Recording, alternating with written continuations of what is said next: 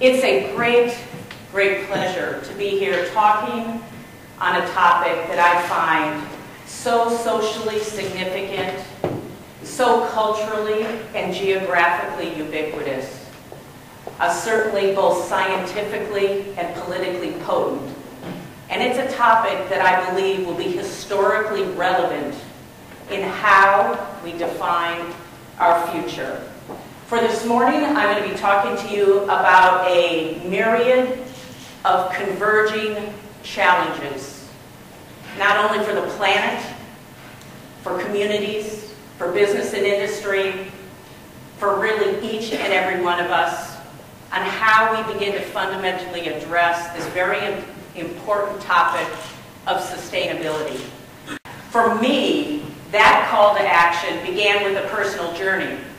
And it was actually when I turned 50. I have 4 sisters. They're all a little bit extreme.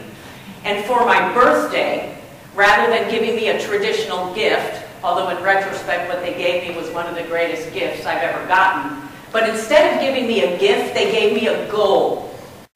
The goal was to run a half marathon, a sanctioned half marathon, on all 7 continents.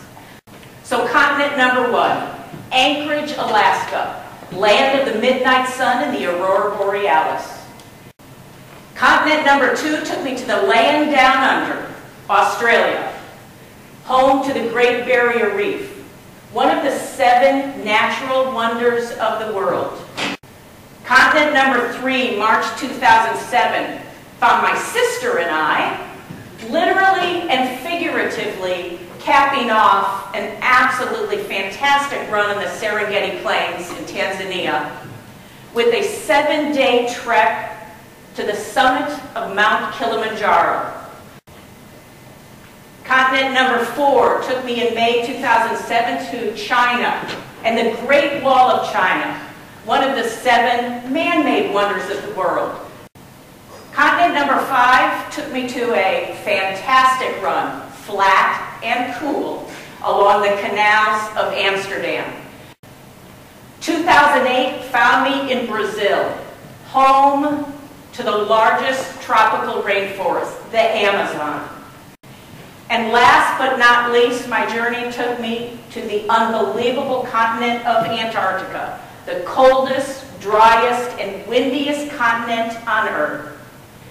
So I've had this personal opportunity, the opportunity to personally see, to experience the consequences of what has been a lifestyle of abundant consumption, to actually see and firsthand understand the ramifications and the impact as a result of the significant increase in population, of the demands on resources, on a lifestyle and a consumer philosophy that has shifted. We have gone from a philosophy that once expected products were built to last, and we operate now in a world where products are intentionally designed for rapid obsolescence, further fueling the consumption race and increasing the disposal pace. So let's think for a minute about our appetite for energy. We have a huge appetite for energy. For centuries, the electrical power grid was an example of our progress.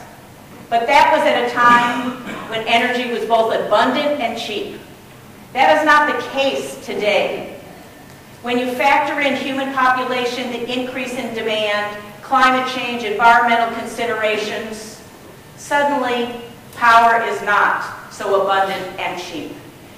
And while we're on the topic of appetite, let's consider for a minute how we get food from the farm to our table. Countries that once seemed distant now are our primary source of our food supply. And not all of these countries have the same quality, processes, consistency, accountability, traceability.